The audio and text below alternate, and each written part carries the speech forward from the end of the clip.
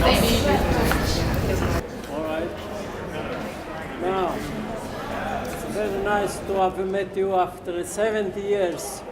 I was a little boy, 7 years old, and I was with my father, who spoke English, American English, because he was in New York a long time.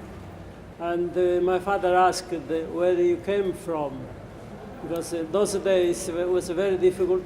No newspaper, no radio, no television, no internet. No food either. No, we were lucky, because if you live in a countryside, you always have a lot of your own food, especially in wartime. We had a big extension of field. We used to grow corn, broad beans, and some animals. Sure. So we didn't really suffer. Yeah. But there were people, of course, they were suffering.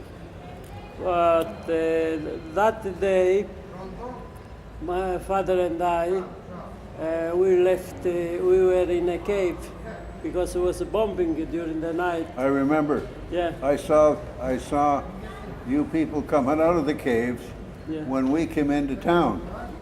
We saw a long line of women, old men, and children coming out of the caves, led by their parish priest in his frock and the kind of hats that they wore in those days.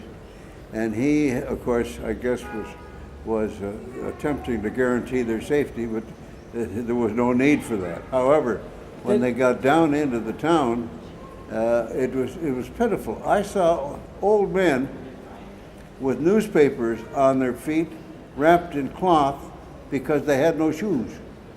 And you know, that shouldn't happen anywhere. I don't care what the conditions are. That sort of thing shouldn't happen. To tell you the truth, I don't remember this. I was too small to go into the town by myself. So we just watched for days the trucks and the jeeps. Yeah. You know, so we, after that day, we used to go by the road as a children. We used to ask for chocolate, cigarette, and usually, if we were lucky, we had some chocolate thrown to us from the back of a truck. It was a very interesting experience.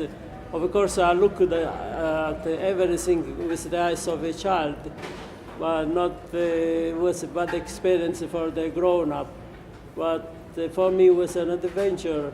So we went from one place to another, you know, just to look and to inquire. We were very curious. That is it. Well, possibly, who knows?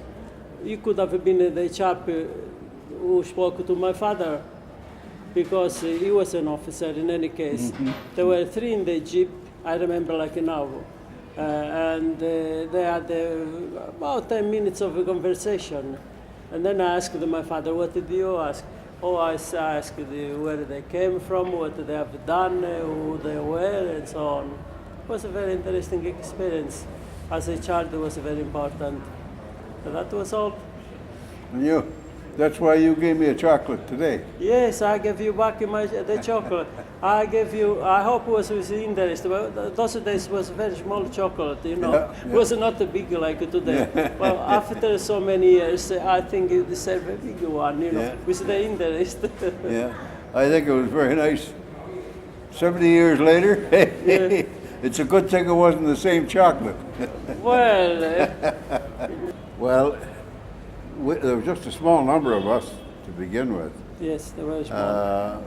Well, 14 in all. And chocolate really wasn't a priority. When we got set up in the square here, kids with curiosity, of course, started coming around. But they were in awful shape. They were hungry. Really, they weren't really looking for candy. They were looking for something in the nature of food. Well, we got together and decided we'd give them what we had of our own. We felt they needed it more than we did.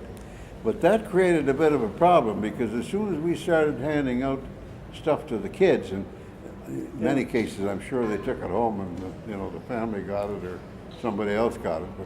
But as soon as we started handing out stuff to kids, then the adults all started swarming us too.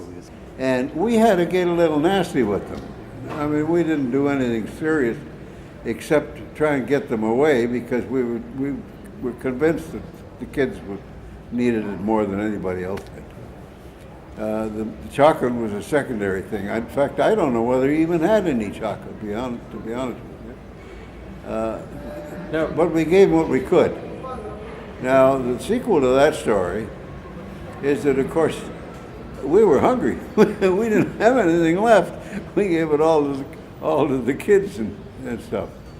And the Carabinieri took pity on us and took us up to their place for lunch and fed us macaroni with goat's cheese and ice cold lemonade. Boy, oh boy. I hadn't seen any of that stuff for so long I forgot what it tasted like almost. No, we hope that these things will not happen again. Well, to meet you will be very nice anytime, but to meet in those circumstances is better we shall avoid it. I hope it will never happen again. We'll shake to that, eh? Come on. Right. We'll shake to that. There you go.